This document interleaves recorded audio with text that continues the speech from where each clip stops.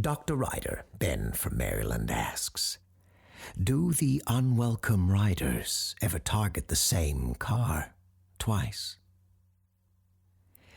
There are stories of multiple run-ins with the Unwelcome Riders, though their veracity is often unclear. During the Beat generation in particular, a few writers associated with the movement would claim while hitchhiking that the Unwelcome Riders would appear almost any time they were in a car. I believe spread across all of Jack Kerouac's works alone, there's no less than 14 encounters with various Unwelcome Rider families from across the country, including on roads no other encounter has ever been recorded. That said, just because there's many false tales floating around doesn't mean all such cases are fraudulent. Studs Terkel, in his book The American Road, An Oral History, devotes a chapter to supernatural tales of our nation's highways.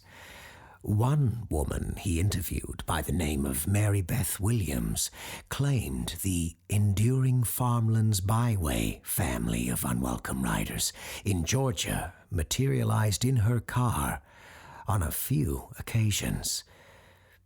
Her story has terrifying implications if true.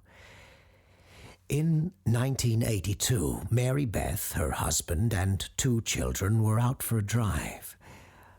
A single Unwelcome Rider appeared in the back seat between the children. The car veered off the road as Mary Beth's husband, who was driving, attempted to pull his children away from the creature. Mary Beth told Terkel her husband screamed at the thing, at his children, to get away from it. The creature in turn grew angry at the shouting. It latched onto the children and Mary Beth's husband, and then all but Mary Beth disappeared from the vehicle. After her family's abduction, Mary Beth avoided the Enduring Farmlands Byway. But 4 months after the traumatic event, she was forced to drive that same road again for an important errand.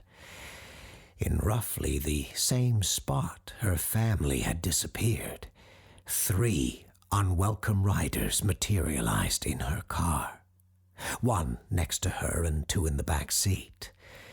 She screamed and they disappeared. A year later, she again had to travel that same road, and once again 3 Unwelcome Riders appeared, 1 next to her and 2 in the back. Before she could react in a similar manner as she had before, she glanced into the rearview mirror and saw the faces of those in the back.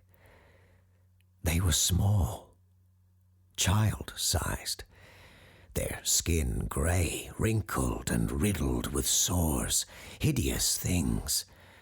But their faces were all too familiar.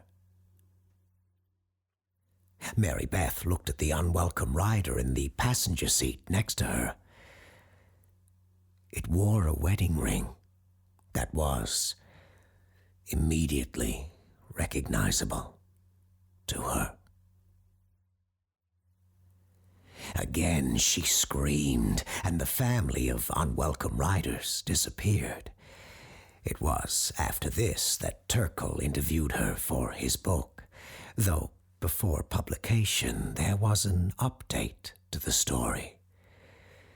Mary Beth's car was found abandoned on the Enduring Farmlands Byway, at roughly the same place the 3 Unwelcome Riders had materialized before. That same family is still present. They still show up in vehicles to this day, only now there is often an adult female with them. I should say Studs Terkel is a fine author and one of the greatest radio broadcasters in Chicago history, a personal hero of mine. But I'd be remiss if I didn't add that he was no paranormal scholar. A number of details included in the chapter on the supernatural in The American Road have proven to be wrong. In Terkel's defense, his goal was merely to capture the stories real people tell. That said, Georgia newspapers corroborate the disappearance of Mary Beth Williams and her family at roughly that time.